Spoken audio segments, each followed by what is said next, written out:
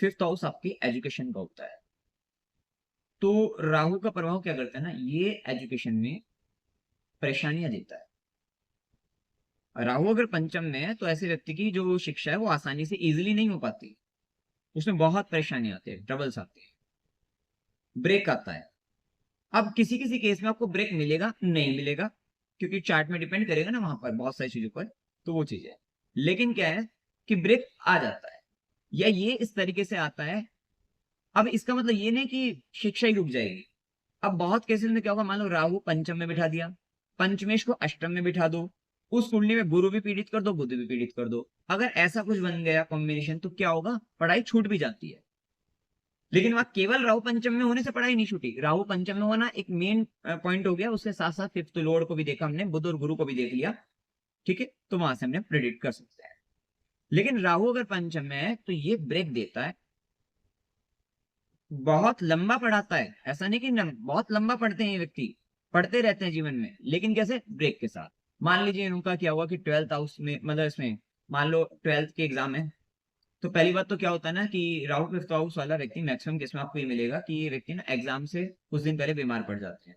Exam वाले दिन कुछ ऐसी परेशानी, घर की परिस्थिति खराब हो जाना, घर में कुछ ऐसा परेशानी उत्पन्न हो जाना, जिसके कारण एग्जाम देते समय डर डर के जाना, वहां पर परेशानी आना, बहुत सारी चीजें इनकी, मतलब एक होता है ना कि पूरा जंजाल सा बिक जाता है।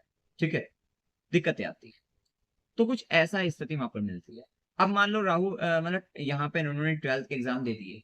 एग्जाम देने के बाद इन्होंने उसके बाद मान लो कोई भी ग्रेजुएशन किया, बीटेक, बीकॉम, बीएससी, जो भी कुछ किया। ठीक है, ये करने के बाद उनका मान लो फर्स्ट ईयर हुआ, सेकंड ईयर हुआ। पता लग रहा फर्स्ट ईयर होने के बाद इनकी लाइफ में कुछ ऐसे सडन परेशानियां आई, जिसके कारण चाहे वो किसी भी तरीके की हो सकती है, इकोनॉमिकली हो, हेल्थ को लेकर हो। ठीक है, तो उसके बाद क्या होगा, ये व्यक्ति के एग्जाम छूट जाते हैं। एग्जाम छूट गए या ब्रेक आ गया किसी भी कारणवश, फिर वो क्या करेगा, फिर वो एक साल का ब्रेक हो गया, उसके बाद अगले साल से फिर से करेगा। बीटेक कंप्लीट या चीजें कंप्लीट हो जाएंगी, ऐसा नहीं कि नहीं होंगी, लेकिन वो ब्रेक जरूर दे देता है, परेशानियां जरूर दे देता है, तब जाकर वो होती है। तो ये स्थिति मतलब वहां पर आती है।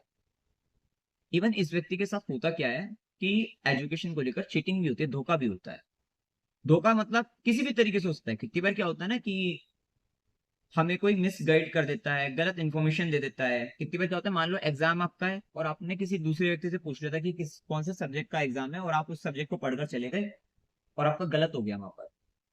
तो कहीं ना कहीं इस तरीके का भ्रम उत्पन्न हो जाना एजुकेशन से रिलेटेड। या फिर क्या होता है कि मान लो आपने कहीं, आपको एडमिशन लेना है और वहां से संबंधित भी चीटिंग हो गई किसी कारणवश, आपकी सीट किसी और को इस तरीके से करके कुछ ना कुछ घाल मिल हो गया।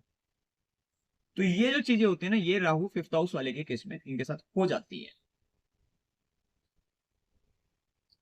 और अदरवाइज स्वयं व्यक्ति भ्रमित हो जाता है किसी ना किसी कारणवश। तो ये सब चीजें होती है, लेकिन ब्रेक के साथ एजुकेशन देता है।